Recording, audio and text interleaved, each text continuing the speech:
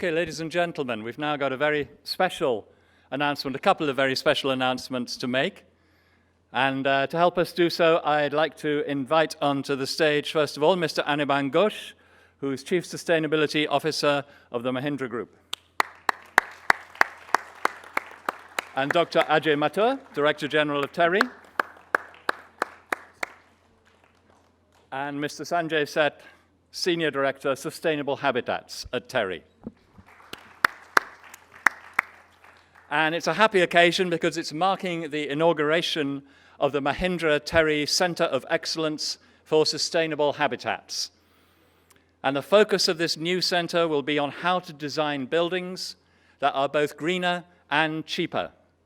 It will research innovations in materials and technologies, drawing on both traditional and modern methods, customizing them for the Indian environment. And the exciting bit is that results of all the centre's research will be placed in the public domain in the form of easy-to-use tools designed to help the construction industry as a whole build a more sustainable future for India's cities.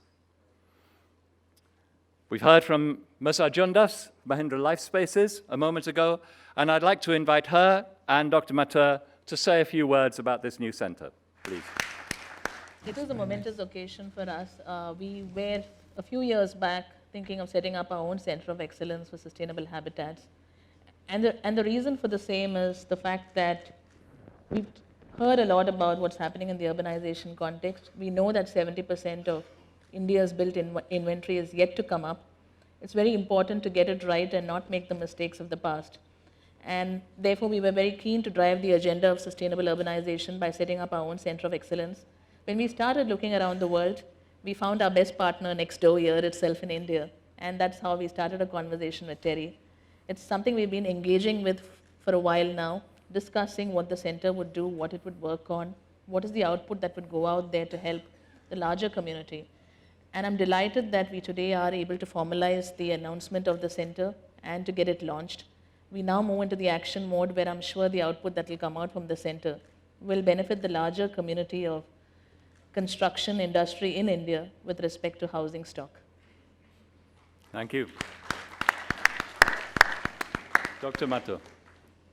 We are absolutely delighted with this partnership.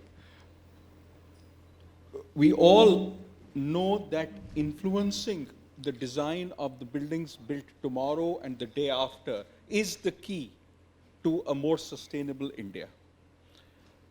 We all also know what are the problems. The issue is, how do we address them? This Center of Excellence is the place where we provide, as Martin said, designs, information on various kinds of materials. So the center would be carrying out experiments on various kinds of building materials and putting it in the public domain. It would also work in different climatic zones to put out these results so that developers everywhere, builders everywhere have a far greater range of choices as far as sustainable buildings are concerned.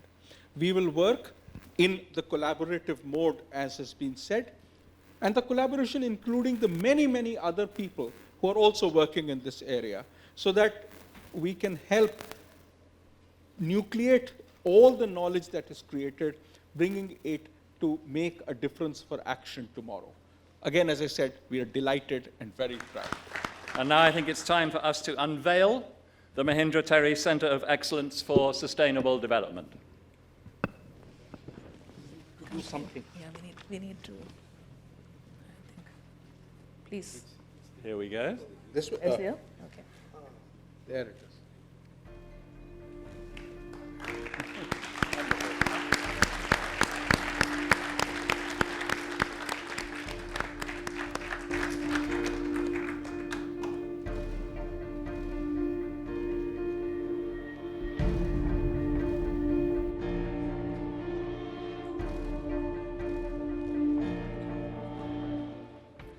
And I'd like to invite Anita Arjundas to cut the ribbon. Yeah, now you present. Hey. I love this technology. Congratulations.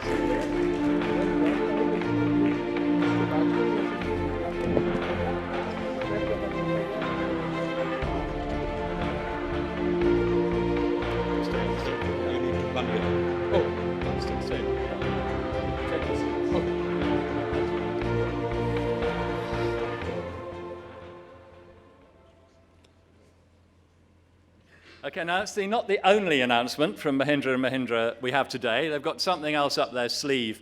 And those of you who were with us on Wednesday, on the business day, you might have taken part in the thematic track on the theme of valuing energy costs. And that was built on a whole series of consultations that TERI, Council for Business Sustainability, and TERI took on with the number of corporations, about 100 corporations, civil society, and they also carried out a joint study with the World Bank, all on this theme of valuing energy costs. And with that in mind, I'd like to invite Anita Ghosh to share Mahindra's latest secret with you. Good morning. This is indeed an important announcement certainly for corporations in India, if not the country itself. We've heard a lot of discussion on carbon pricing and how it must be used. We are happy to announce that in Mahindra & Mahindra Limited, we will be using or investing $10 per ton of carbon emitted as the carbon price in the business.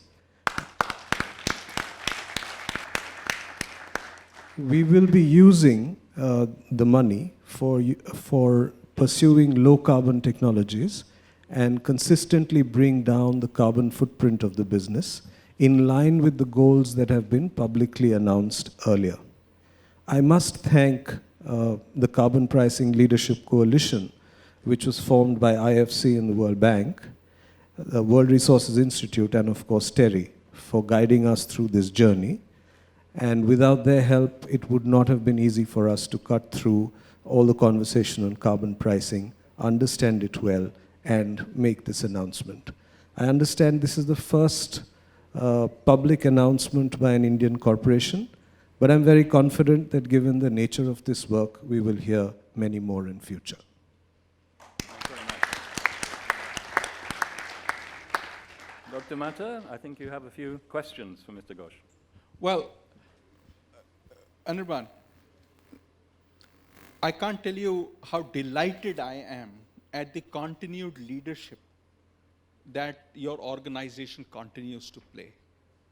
The Center for Excellence provides a backdrop for bringing in more efficient buildings, more sustainable buildings, and clearly I hope that the internal carbon price that you set would push Anita into doing even more efficient buildings. Can you tell how it would work? Well, let's see if both of them are working. No. There are actually many ways in which carbon price is operationalized. We've chosen the simple path. We've said that for every ton of carbon that we emit, we will invest $10 on technologies that will help reduce our carbon footprint in the future. Here there is a clear commitment of investment. There is an alternative method where you could use a shadow price, where typically the ticket numbers are much larger, but there is no commitment of an investment there. It is used as a mechanism to evaluate alternatives to purchase, especially CapEx equipment. There's no right or wrong about this. You can go about it either way. In fact, the interesting thing is you can do both. But we believe that making a commitment for an investment of $10 per ton of carbon emitted is a simpler, straighter way of dealing with the problem. It is extremely likely that when we are purchasing equipment, we'll use a shadow price as well. But this, to our mind, is a stronger commitment. So we would expect that, for example, all the buildings, amongst other things, and the cars that you make, go on becoming more efficient. And at the same time, they also start investing in technologies for day after tomorrow. You're absolutely right. In fact, we are very fortunate to have business leaders like Anita, who have taken the lead in moving towards avenues of green business. In fact, Anita's business has committed that, or has already ensured that every building it builds is either gold or platinum certified. It is probably the only developer in the country to do so.